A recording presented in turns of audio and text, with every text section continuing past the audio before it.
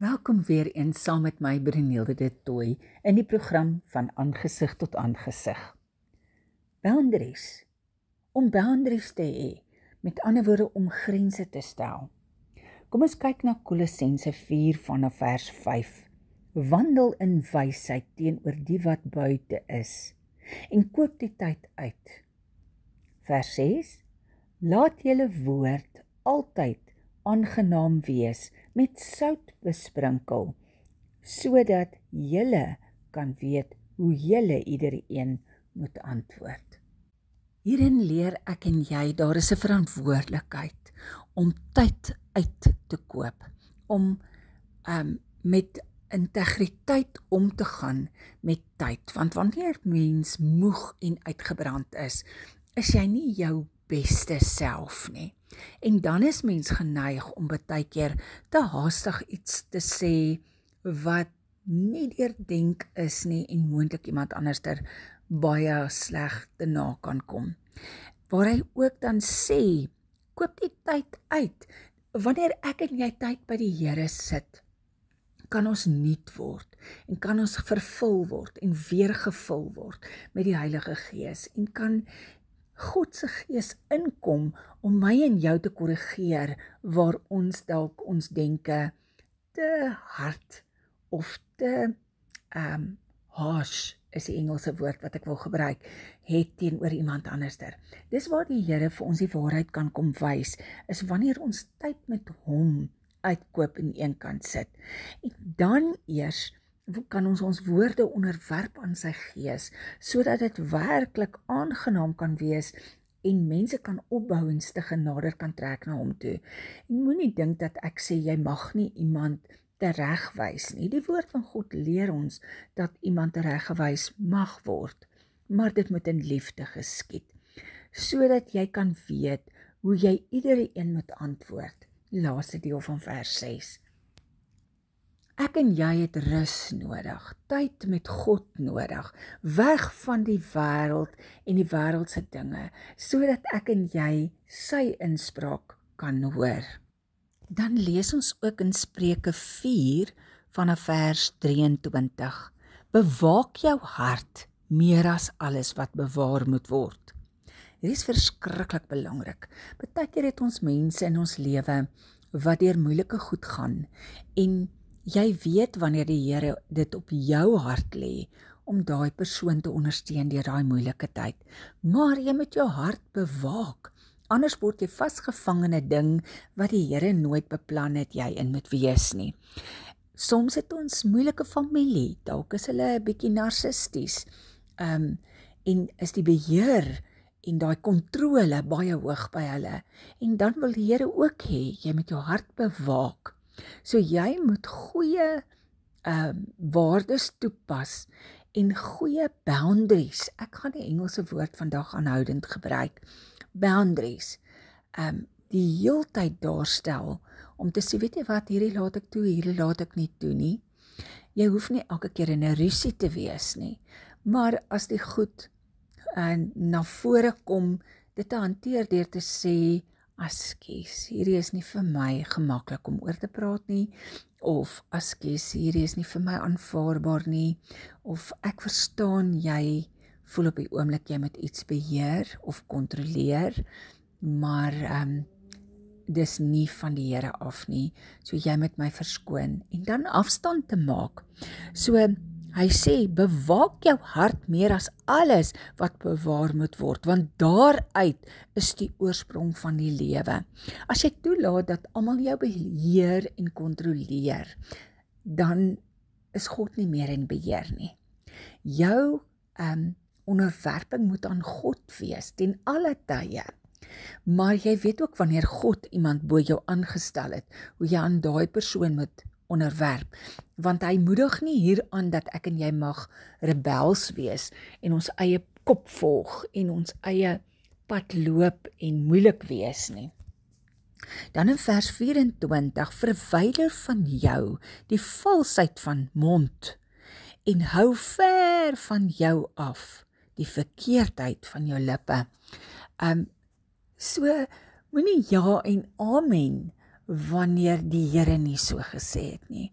Ek sê nie wees obsternaat vir elke bakketel wat verbykom nie, maar om in mooi en in liefde te sê, ekskuus, hierdie is ongelukkig vir my 'n moeilike area, want dis nog nie wat die Here aan my openbaar het nie, of die Here het dit nie vir my gesê nie, of ek gaan daaroor bid. Maar moenie net sê ek gaan daaroor bid, omdat jy nou begin manipuleer om uit die situasie te kom nie. Maar bid regtig daaroor, en kom selfs terug met die antwoord. Vers 25. Laat jou oë reguit kyk, en jou ooglede hulle reg voor jou uithou. So moenie toelaat dat jy omgetrek word deur die goed van die wêreld nie. Moenie saampraat met mense wat net altyd negatief oor alles praat nie. Maar kry jy jou visie by God. So draai jou oë reguit na wat hy sê. Vers 26. Maak die pad vir jou voet gelyk en laat al jou weë vas wees. Soms moet mens beperk hoeveel daai persoon van jou lewe weet, wat deeltyd wil kontroleer en manipuleer en oorneem en dikteer. Soms moet jy 'n bietjie minder tyd spandeer. Ek is nie 'n voorstander daarvan dat jy die persoon totaal en al uit jou lewe uitskuif as dit jou ouers is nie. Want die Here sê, eer jou vader en jou moeder, en jy moet leer hoe om dit godly te doen, sonder dat daai kontrole en beheer oorneem. Dan vers 27, wyk nie regs of links af nie. Hou jou voet ver van boosheid af. So, nie toelaat dat selfs in die manier hoe jy jou boundaries stel, dat dit 'n nuwe vorm van boosheid toelaat nie. Jou grens is 'n valid grens. En om te sê, hoor jy, ekskuus, maar hierdie is my privaat lewe en ek is nog nie gereed om dit te deel nie. Ek is nie gereed om dit oop te maak, dat ander mense daarin kan krap nie. So ekskuus, ek is nog net nie gereed nie. Is ook 'n goeie antwoord partykeer. In Markus 6 vanaf vers 31, en hy sê vir hulle, kom julle self in die eensaamheid na 'n verlate plek en rus 'n bietjie, want daar was baie wat kom en gaan en hulle het self geen geskikte tyd gehad om te eet nie.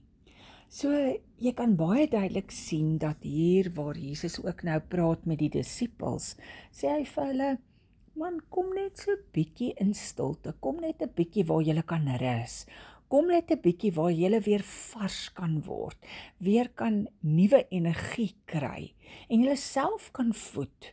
En wanneer jy jouself voed met die gees van die Here, maar ook met natuurlike rus en natuurlike voeding, dan het jy die vermoë om weer nuut oor goed te kan dink, vars aanslag op goed te hê en inspraak in goede te hê.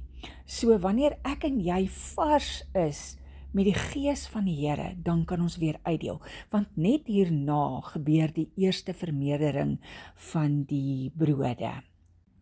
Kom ons kyk ook na Matteus, daar in Matteus 5 vanaf vers 37, maar laat julle woord wees ja, ja, nee, nee, wat meer as dit is uit die bose.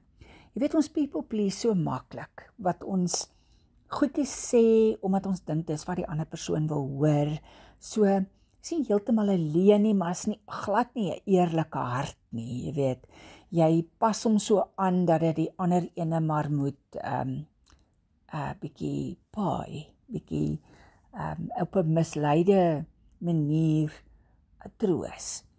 Julle het gehoor, dat daar gesê is, oog vir 'n oog en 'n tand vir 'n tand, maar ek sê vir julle, dat julle 'n slegte mens nie moet weerstaan nie. Maar as iemand jou op jou regterwang slaan, draai ook die ander een na hom toe. Sien jy dat jy kan Jy kan met iemand 'n pad loop, selfs al is hy 'n slegte mens. Jy kan hom help op die regte pad. Jy kan hom bestuur. Jy moet die ander wang draai. En hy wat met jou na die gereg wil gaan en jou onderkleed wil neem, laat hom ook die bokleed neem. Julle, hierdie is die Nuwe Testament. Ek bring onder jou aandag, dis Matteus, waar ons hier lees. Vers 41. En elkeen wat van jou 1 myl afdwing, loop met hom 2 myl saam. Gee aan hom wat jou iets vra en wys hom nie af wat van jou wil leen nie. Julle het gehoor dat daar gesê is, jy moet jou naaste lief hê en jou vyand moet jy haat, maar ek sê vir julle, julle moet julle vyande lief hê. Seën die wat vir julle vervloek. Doen goed aan die wat vir julle haat en bid vir die wat julle beledig en julle vervolg, sodat julle kinders kan word van julle Vader wat in die hemel is, want hy laat sy son opgaan oor slegtes en goeies, en hy laat reën op regverdiges en onregverdiges. Want as julle lief het wat vir julle lief het, watter loon het julle? Doen die tollenaars nie ook dieselfde nie? Nou, hier is so duidelik 'n beginsel wat ons in ons Christendom nie meer uitleef nie. Ons is so gou om ons kinders te leer om op te staan teen die onderwyser by die skool, wat vandag dalk net 43 kinders moet hanteer en per ongeluk bietjie harder beheer of bietjie harder kwaai is as ander dae. En so bietjie strenger optree dalk teenoor jou kind, of jou kind verstaan net nie die stemtoon nie. En nou leer ons daai kind om eintlik nie hierdie beginsel van Matteus 5 toe te pas nie. Dis nodig dat ek en jy leer hoe om te kommunikeer met iets waarvan ek en jy nie hou nie. Hoe om daai persoon nog in liefde te ondersteun, maar ook daai boundary daar te sit en te sê, askies, hoe bedoel jy nou? Vandag word ons so baie maklik aangeraai, nee, maak afstand. Ek sien nie dat dit is wat hier staan nie. Ek staan eintlik verstom oor hierdie skrif, en ek besef dat ek en jy kan nie 'n inspraak in daai persoon se lewe wees as ons op 'n afstand is nie. Ons kan nie 'n inspraak wees as ons onsself verwyder en altyd eenkant gaan staan en die persoon nooit meer sien nie. Dan het ek en jy geen inspraak meer in sy geestelike lewe of haar geestelike lewe nie. En dis die enigste manier hoe ek en jy daai persoon se gees na die Here toe kan lei, is om teenwoordig te wees. Ek en jy moet ten alle tye ons oë op die Here hou, en dit wat hy wil bereik, moet ons doelwit word. Kom ons krap bietjie in Galasiërs 1 daarvan vers 10, waar daar geskrywe staan, soek ek dan nou die guns van mense of van God? Of probeer ek om mense te behaag? As ek nog mense behaag, dan sou ek nie 'n dienskneg van God wees nie. Maar ek maak julle bekend, broeders, dat die evangelie wat deur my verkondig is, nie na die mense is nie. Want ek het dit ook nie van die mense ontvang of geleer nie, maar deur 'n openbaring van Jesus Christus. Want julle het gehoor van my lewenswandel vroeër in die Jodendom, dat ek die gemeente van God uitermate vervolg en dit verwoes het, en dat ek in die Jodendom vooruitgegaan het bo baie van my leeftyd onder my stamgenote, terwyl ek veral 'n ywerhaar was vir die oorleweringe van my voorvaders, vers 15. Maar toe dit God behaag het, wat my afgesonder het van die skoot van my moeder af en deur sy genade geroep het, om sy seun in my te openbaar, sodat ek hom onder die heideninge sou verkondig, het ek dadelik nie vlees en bloed geraadpleeg nie. So ek en jy moet besef dat daar is 'n verantwoordelikheid wat ek en jy self moet neem om God te raadpleeg en nie dadelik te hardloop na ons naaste leraar of ons naaste vriendin of vriend en met hulle te gaan praat oor die probleem nie, maar om met die Here te gaan praat oor wat ook al ons in ons gees ronddra. Dis belangrik dat God sy inspraak sal hê. Ja, hy gebruik ook mense, maar dit moenie my en jou eerste roete wees nie. Dan moet ons verder besef, dis genade dat God se gees ons nader trek. Net soos daai persoon wat dalk moeilik is vir ons om te hanteer, dat God daai persoon moet nader trek. So wanneer ek en jy met daai persoon werk, moet dit wat uit ons gees uitkom, lieflik wees en vol van die lof van die Here. Dan wil ek graag raak aan 1 Korintiërs 14 en veral dan vanaf vers 33. Kom ons begin by vers 32. En die geeste van die profeet is aan die profete onderworpe. Ek en jy het 'n verantwoordelikheid as ons profeteer, vers 33, want God is nie 'n God van wanorde nie, maar van vrede, soos in al die gemeentes van die heiliges. Vers 34, hierdie gedeelte word baie keer so verkeerd geïnterpreteer. So ek gaan dit vir jou lees, en dan gaan ek vir jou op die einde van die geleesde stuk die interpretasie gee. Julle vroue moet in die gemeente swyg, want dit is hulle nie toegelaat om te spreek nie, maar om onderdanig te wees soos die wet ook sê. Maar as hulle iets wil leer, laat hulle tuis hul eie mans vra, want dit is lelik vir vroue om in die gemeente te spreek. Of het die woord van God van julle uitgegaan, of het dit tot julle alleen gekom? En ek wil hierdie ding vir jou baie mooi weer lees in vers 36. Of het die woord van God van julle uitgegaan? So hierdie is 'n aanklag teen die mans, wat verwag dat hulle vrouens net altyd moet stil bly en met niemand mag praat behalwe met hulle nie, en dat hulle alleen die leermeesters is. Want hier in vers 36 staan baie uitdruklik, of het die woord van God van julle uitgegaan, of het dit tot julle alleen gespreek? Ek wil tog baie eerlik vir jou sê, dat 'n vrou sit ook in die kerk en die woord van God spreek tot haar ook. En nie net tot die man nie, maar wel tot die vrou ook. As iemand meen dat hy 'n profeet of 'n geestelike mens is, en kyk mooi, hy sê nie hier man nie, hy sê mens is, moet hy erken dat wat ek aan julle skrywe, bevele van die Here is. Maar as iemand onkundig is, laat hom onkundig bly. So moenie in 'n onnodige stryery betrokke raak nie. Laat die persoon onkundig bly.